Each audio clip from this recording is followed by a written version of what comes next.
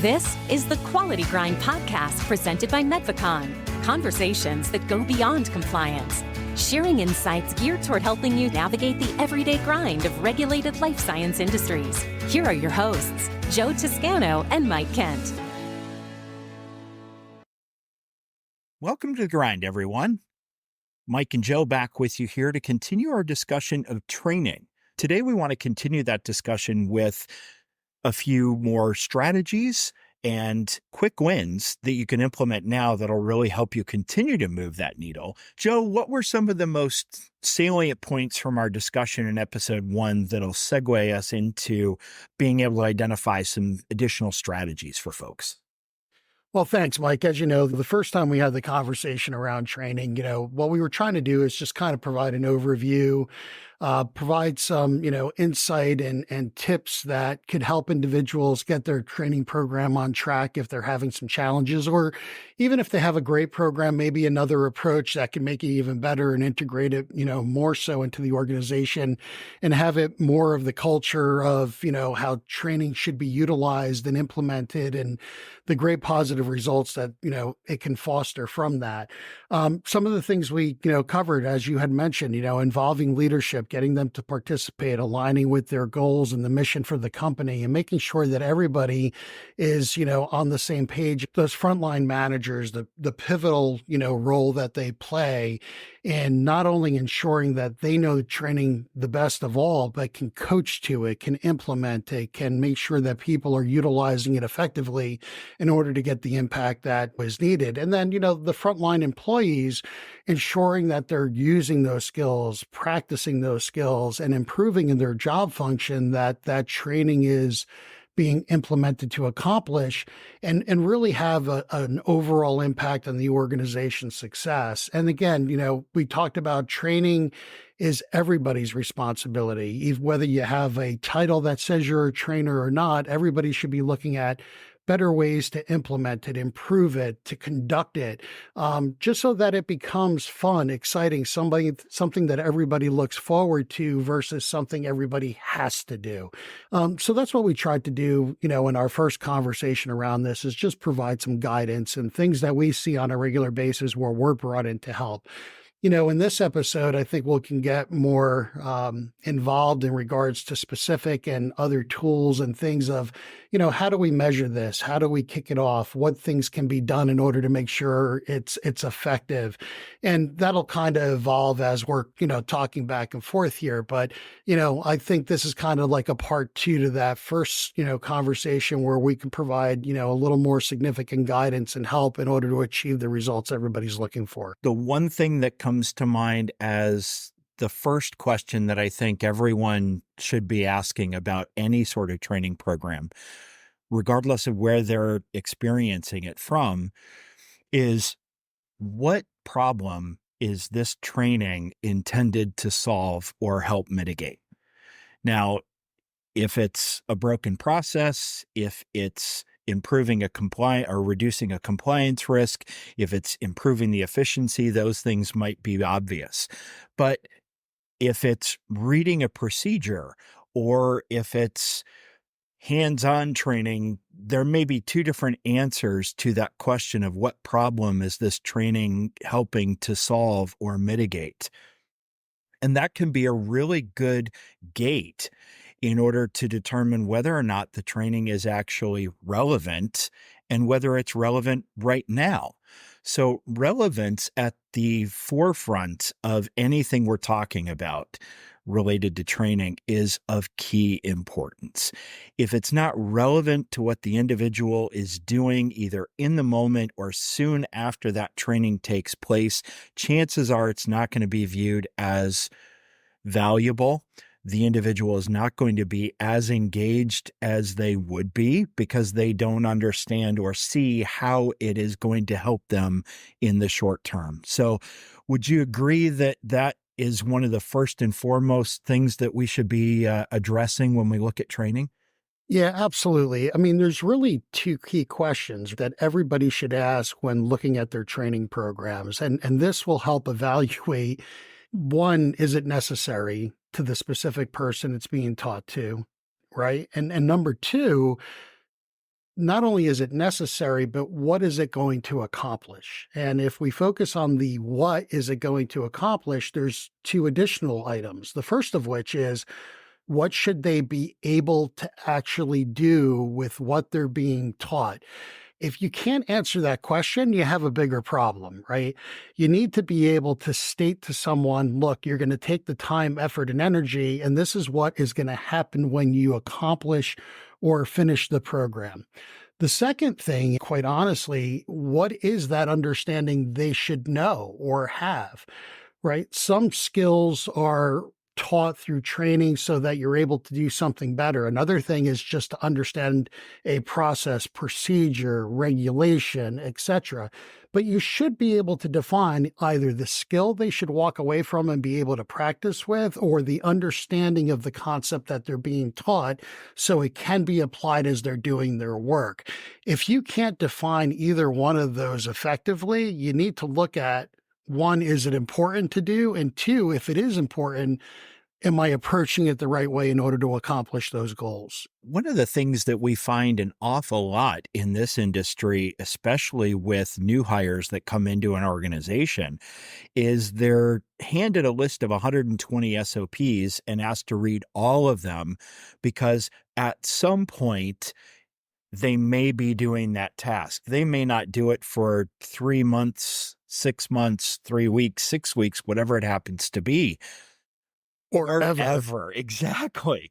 And so there's a tendency on the part of frontline managers, I think, to take the contingency planning, and that's what leads to that list of 120. Well, they might, or I hear this all the time, and I hear it with clients, and I heard it as a training director all the time.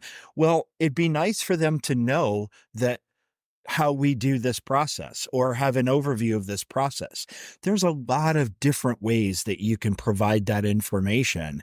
And I would encourage people to get creative about how they present that information when they're doing that so that the training becomes relevant, it's timely, and you get the engagement for the time that's spent rather than having someone just go through 120 procedures to check those 120 boxes so they can start their job.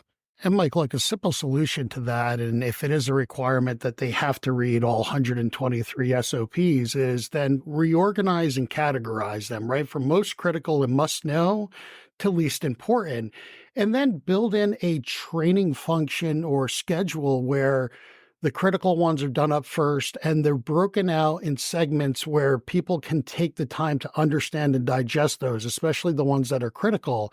And then over a time period, they can get through the rest. If somebody needs to digest 123 SOPs overnight, we both know it's not going to happen. Nothing's going to stick. They're not going to understand it. And the whole purpose of having them do that is to avoid a problem that is going to occur anyway, regardless if there's a check mark there or not, right? So just do it differently, reorganize it, categorize it, schedule it. Yes, it may have to still happen over a period of time, but break it up so it's not all at once, so they could focus on what's most important and what's nice to know later versus everything being so important because we always know that it's not.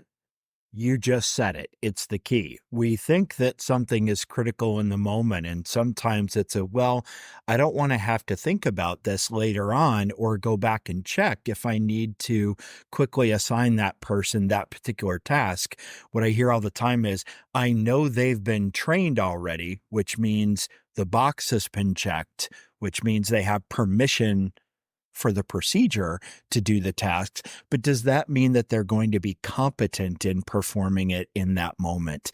And that's an everyday challenge that we'll spend some time trying to digest and give some additional strategies to in follow-up episodes.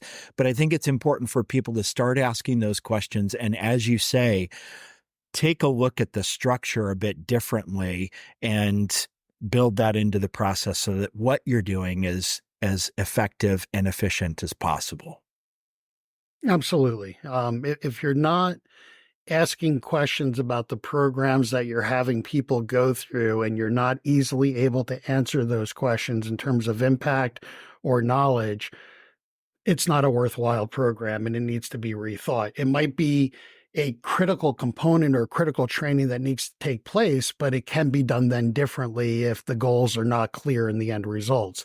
And we spoke about this briefly offline. There needs to be a way to measure it, right? Most training is measured that it was done. They checked the box, it was conducted. We have documented proof that we had this course and these things were read by this time and this date. So we have accomplished what we're after. Yeah, that's a bunch of nonsense, right? Because reading something and comprehending something are two very different things.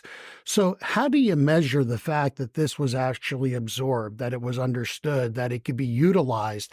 And those are the more important measurement tools than just checking a box. There should be a methodology just to say it's not an I gotcha. It's maybe, it's not clear enough to be understood in the manner in which it needs to be, and it needs to be explained better. But can people, recite back or show that they understood what they just went through, can utilize either that knowledge or that skill? And because of that, you actually have an improvement that you can demonstrate over a period of time. And if we measure that way, now training's really powerful and impactful. When we check a box, it's meaningless. It could just be said that it was done, but it doesn't mean that it had impact. And wow, what a waste of time, energy, and money. Well, and that's where we implement tests or quizzes after many of our training courses to get a sense of. And everybody loves them all the time. I can't tell you how many times I've heard, we've got a 10-question quiz at the end of this, and the questions are all over the place, or they're so detailed, and we all know the horror stories around that. My point around testing and quizzing is there's a place for that, and it gives you a certain amount of information that tells you if the program was effective. The point is not to, as you said, have the box checked and we've got proof this was done. It's to instill competency and evaluate and attest to competency of an individual following a set of activities that are designed to give them that. Look, and not to belabor this point, but, I'm not a fan of ineffective testing. Right? Don't do a test for the sake of doing a test or just to say that you did. To me, there's a lot of that, and it doesn't help. There's really two different ways to test. The first of which, if it's a skill, don't give a paper test, right? The best way to see that skill is through observation and end result, because you should see an improvement in performance if it's a skill that's an improvement over what was done before. That end result should be better by incorporating a different way to go about it. Really simple. And it takes a little time, yes. And it's not an I gotcha. It's did we teach it effectively? You should be asking ourselves questions if we're not seeing that skill implemented well. Was it taught effectively? Or, is the individual implementing it as they should? Or was there a baseline understanding that there should have been? It shouldn't be to get people in trouble. It should be to evaluate the implementation of the skill set that was being taught, right? The second one is, quite frankly, can they answer situations or questions effectively based on what was learned? Yes, it could also be observed outside, but the better way is by creating a series of questions that say, hey, look, if they had to implement this knowledge, do they know where? Do they know how? Can they distinguish points because of what was just explained? And that is very appropriate. And again, it's not an I gotcha. If you're not getting good results from a lot of people in the class, let me tell you, it's not the person taking the test. It's the way it was trained to begin with, and maybe it needs to be done in a different manner. And if it's one or two, that's okay. That could be easily addressed. Again, you're not in trouble, but maybe like in school, people need a little extra help with something in order to understand the concept that's being taught.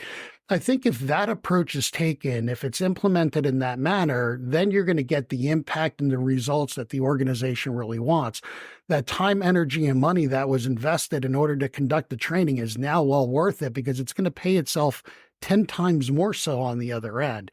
And that's an area that if people were just to look at it a little differently, wow, what a huge impact it could have. Knowing the people and how they're going to apply, or how you want them to be able to apply the information that they've learned or the skills that they've acquired, is incredibly important.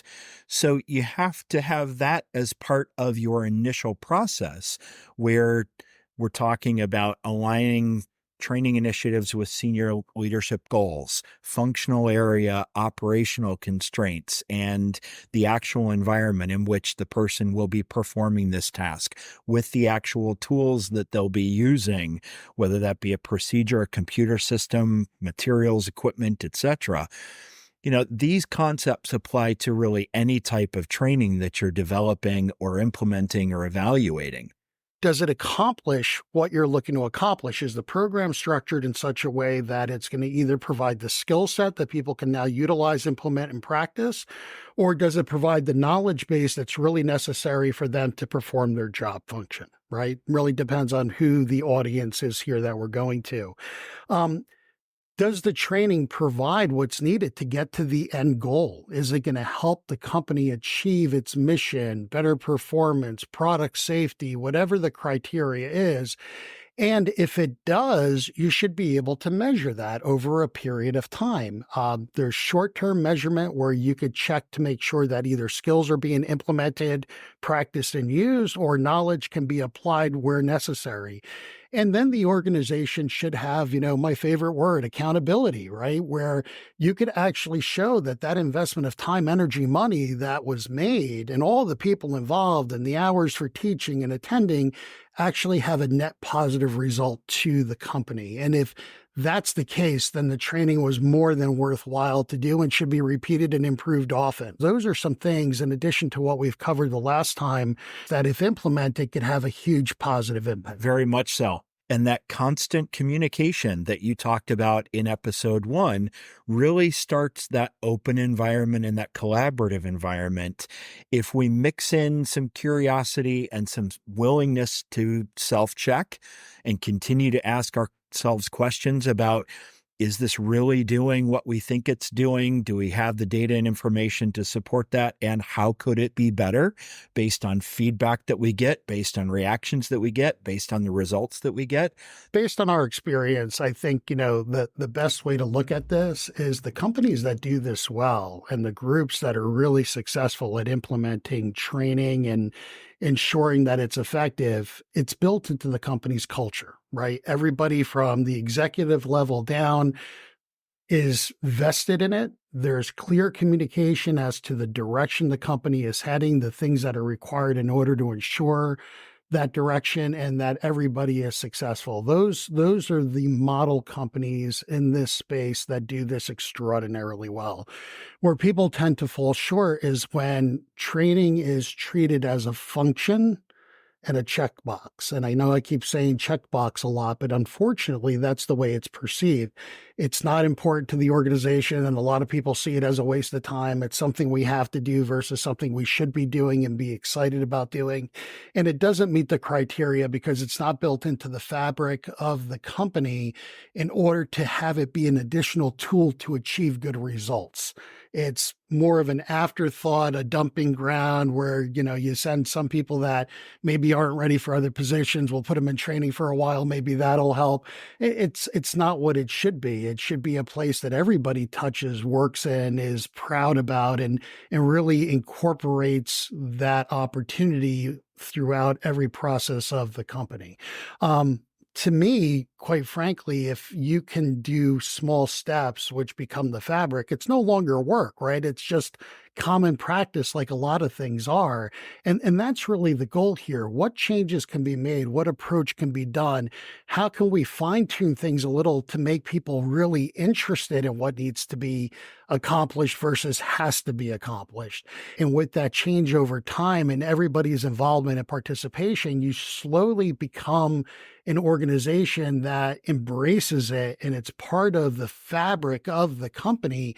And then it's not work anymore. It's just how we do things, but it's all got to start somewhere. And, when we're brought in to fix problems, what I just described is the problem. It's just a thing that has to get done, and let's check that box and get it out of the way. And where we see success is when we're able to help an organization change that mindset and implement some small things that make really big differences. And we all know that we have to get things done and they have to be done within a certain time frame. But if we can start asking more how questions and more why questions, that starts the dialogue. And not from, as you've said, an I gotcha point of view where we're looking to trap people, but genuine, authentic curiosity. One of the strategies that a manager had used very effectively is when they left for meetings, maybe it was in another building on campus or down the hall or whatever it happened to be.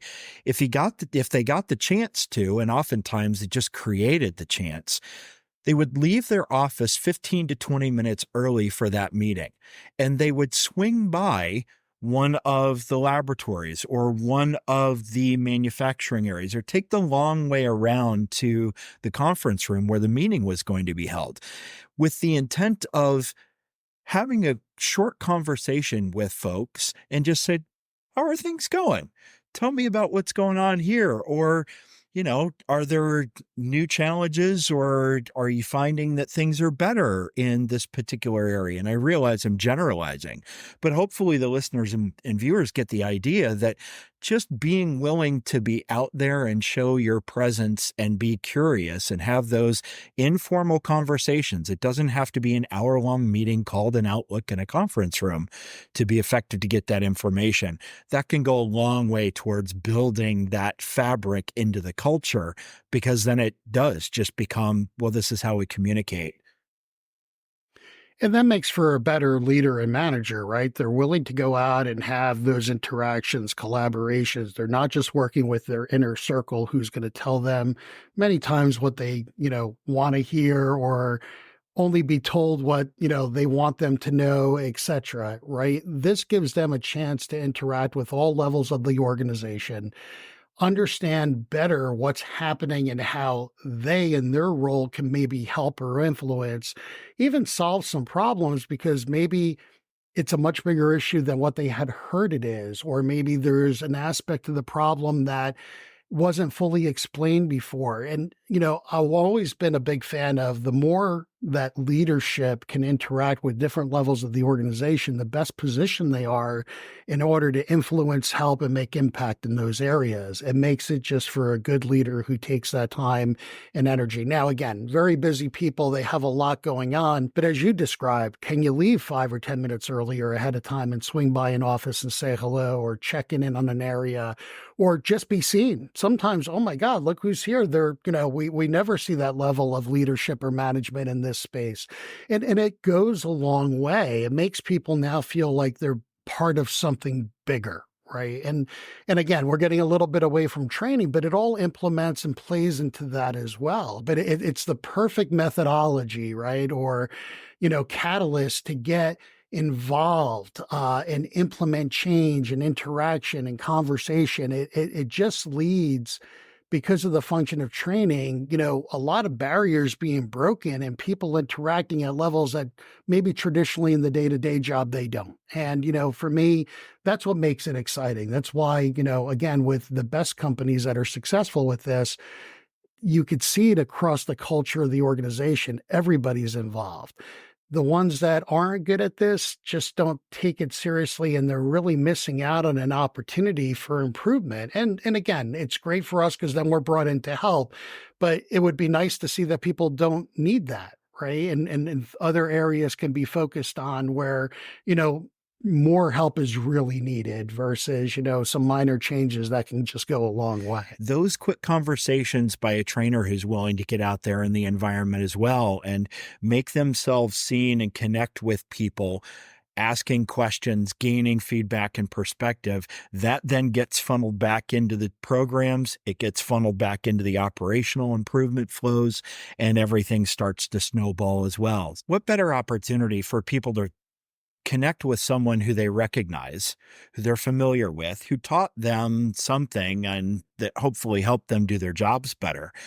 But that few minutes of follow-up to say, hey, how are things going? Is this working for you? Were there things about the training class that could have helped you now that you've been doing this for a little while that we can improve that training, or that I can help you better understand now that you're trying to apply this? So I would encourage folks that are training others to spend some time, carve out that time, because it's really, really important. And the benefits of doing so are going to far outweigh most other things that you may be able to do from improving the organization's overall perspective. Get involved and it's an amazing way to improve things. So, Mike, one other area that is a bit underrated, sometimes it's required. Again, there's a difference between companies that do this well and those that don't, is the pre-work required prior to some type of training program. Now, I know everybody's kind of moaning, oh my God, pre-work, like now you're testing us and there's pre-work and there's accountability and I don't want to listen to this anymore, right? And that's not what it needs to be. Pre-work should be an understanding of, hey, if there's some things you should learn before you come in, please take the time to do so because it's only going to make it more effective. But it should also include, this is what we're hoping and why we're going to take time from your schedule in order to do it, that we want you to achieve by the time you leave. And if we don't, you need to let us know, right? But people should have a basic understanding of, this is what we're looking to do. This is what we need you to do before you get here. And if you can do these things, it's going to be really impactful and time well spent. Again, good companies have expectations around it. Work is required. It's checked to make sure it was done. There's a baseline taken sometimes when things are started. Again, it's not an I gotcha. It's just, where is everybody's level of understanding? It's not anything to be embarrassed or hurt over. But if you do have an employee that doesn't take anything seriously, then at least you know what you need to address. If people do take it seriously, now they're best prepared to take advantage of the time, away from their position in order to have the impact that's needed. But I think, pre-work is super important and the accountability around it. And again, not an I gotcha. It's let's just make sure that everybody understands why we're doing this. Great example and a really great point. You have a 90-minute training class set up because the first 30 minutes of that class is intended to bring everybody up to speed and align everybody on the pre-work and make sure that those prerequisites or whatever they need in order to be successful is there. You want to shave time off of your training class? Have folks spend 15 minutes on their own when they can going through that pre-work, and you avoid having to do that with everybody for 30 minutes during your training class. You reduce the time in your training. You make it much more application oriented, which means you've got better engagement, you've got better outcomes. So there's a really great strategy. I'm glad you brought that up, Joe, around how a little bit of pre-work can be important. The best person to deliver that message, in my opinion, is the frontline manager. Because let's face it, we do things that the person who holds the most influence over us, we do things for our reasons. And more often than not, our reasons are, well, I don't want to make my boss unhappy, or I don't want a bad performance review. So if I've got 3 different messages, I'm going to listen to the one of the person who signs my paycheck, who signs my performance evaluation. And so if the frontline manager says, we're going to have this training, this is what the expectation is, here's how it's going to go. These are the things that I want you, my beloved team members, to get out of this. Here's what you should come away with. You remember that challenge we had 2 weeks ago? I'd like you to bring that up during the discussion so you can work through it during the training session and get some additional perspectives on what we can do better next time. Then you're solving problems, and instantly all of those trainees, when they walk into that training class or read that procedure or do whatever, have a stake in and are more engaged in that process because the frontline manager made sure to communicate its importance, how it applies to their team, and what the expectations are around getting out of it. So it doesn't excuse anybody from that knowledge base. Every manager is going to have touch points with their employees, and every time they have a touch point, because nobody's going a week or two without talking to their employees, they should be saying, hey, have you looked at the pre-work? Where are you in that? Do you have any questions? Are you prepared? And if you have those simple conversations that take a few minutes, you know what'll happen? Every single one of the individuals on your team will absolutely have done that work prior to going to the training course, because they're not going to want to tell you they didn't, right? For the very reasons that you described. So it's really important. And we always said, and going back to our first episode on this, that manager, that leader is really an important function. They need to know it better. They need to hold people accountable. They should be able to ensure that things are being implemented that are taught. And if work is required ahead of time, that there's an understanding so that their team, once they accomplish that training, can do the very best job possible. And if they do those things, they'll have tremendous impact on the organization. And if they don't do those things, then it's a different situation that'll be addressed in a different way. But it's a great way to kind of see, hey, who's on board, who really wants to see the organization improve and get to where we need to be, versus this is the pre-work. We hope you do it. We'll see you in 2 weeks. And then nobody did it because there's zero accountability. And the training's done expecting one level of preparedness, and people are coming in far below that. So now the training doesn't have the impact that's needed. And all of a sudden it's a bad training program. And it's more than that, right? It's that accountability, that pre-work, those brief conversations to check in that could have a tremendous impact. And again, training is being provided for a reason. It elevates performance, and that elevation in performance means more successful organizations, safer products, less waste, more impact. Those are the types of things that we're trying to accomplish through going through a training program. But look, at the end of the day, a problem, an issue, a hiccup, a delay, rework, whatever that means in your part of the organization, those things are not fun, to say the least. Okay. Nobody likes them. It's a waste of time. It's hard. Everybody gets heated. It's not fun at all. And I realize that this is going to sound very father-like, because I can hear my dad's voice saying it in my head as it comes out of my mouth. But if you make these types of investments, and you invest in people, and you invest the time to have those 5-minute conversations, like Joe said, when you have the opportunity, or create those opportunities, like we've talked about with the managers or trainers leaving for meetings 5-10 minutes early so they can swing by. If you make those types of investments, what you'll find over time is you may not eliminate all the issues, but you eliminate a lot of the issues that you don't have time to deal with later, that get in the way of some really serious things potentially happening that we'd really not rather talk about because I'm superstitious. And we all think, well, that's not going to happen to us. We're not going to have those issues. So we're going to, and I'm not talking about people willingly cutting corners. All right. Very, very, very infrequently does that happen. Okay. That's not what I'm saying. What I'm saying is make the harder, tougher, in the moment decision that is ultimately the better decision now. And it will and does pay off later with, you're not going to have as many issues to deal with. You're not going to have as much rework or problems to address in the future. You want to streamline CAPA's deviations, getting rid of those things and all the time, energy, and effort that takes up. Have those 5-minute discussions with each one of your employees about improving their ability to get more out of training programs, and follow up with the training staff. Be engaged with the training staff to be an active part of that process so that they understand what you need. You're the customer. They understand what you need in order for your staff to be better at what they do. And that's the investment that will pay off in spades later on. And to Joe's point, that's what organizations that are successful at doing this, they achieve.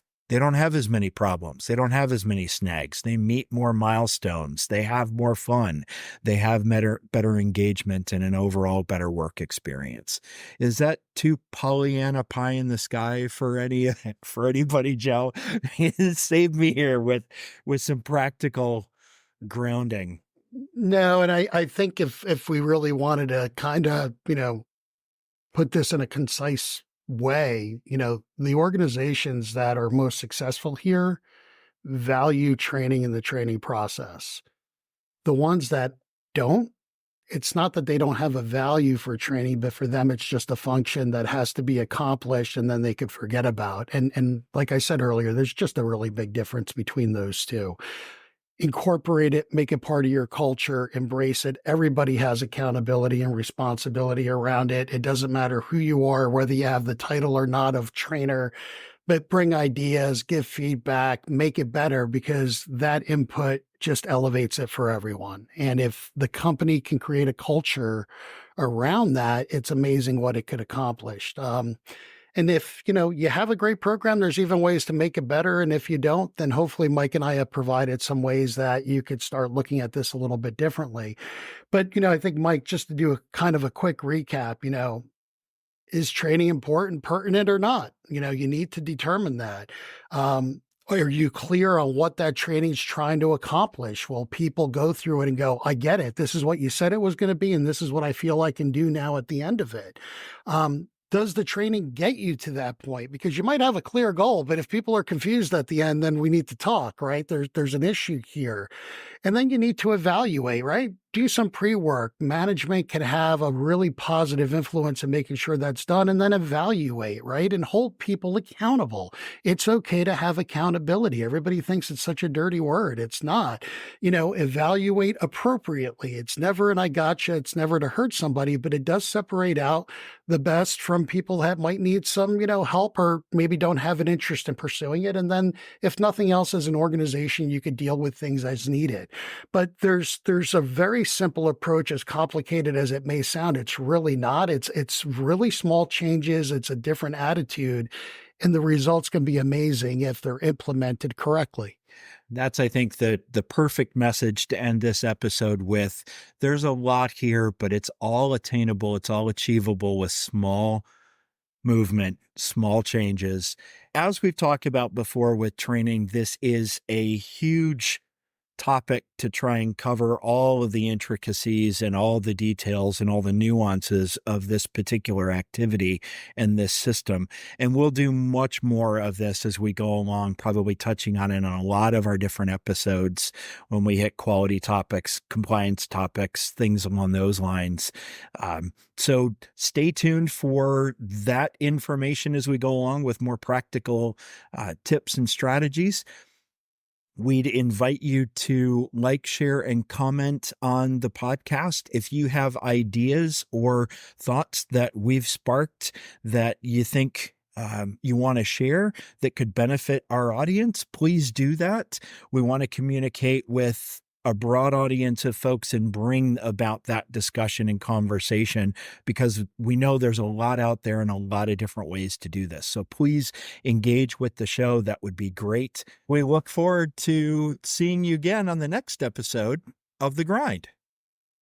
If Medvacon can help you and your organization, we're happy to do so. We specialize in the following areas: quality and compliance, validation and qualification services, project management, tech transfers, general and specialized training programs, engineering services, and talent acquisition.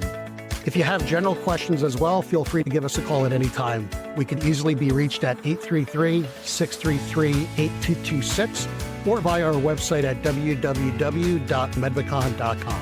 Thanks so much, and we look forward to speaking with you.